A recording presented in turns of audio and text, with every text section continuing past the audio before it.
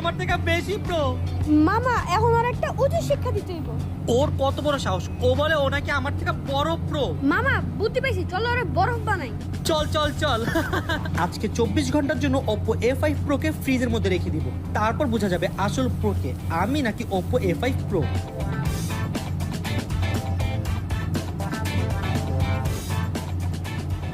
বরফ হয়ে গেছে। জীবন, ফোন তো জমে বাদ হয়ে গেছে। মামা চলো ফোনে একটা কল দেই, আচ্ছা ঠিক আছে। এখন বোঝা যাবে কে আসল প্রো। মানে কি, কেমনে সম্ভব? একদিন ফ্রিজে রাখার পরও ফোনের কিছু হয় নাই?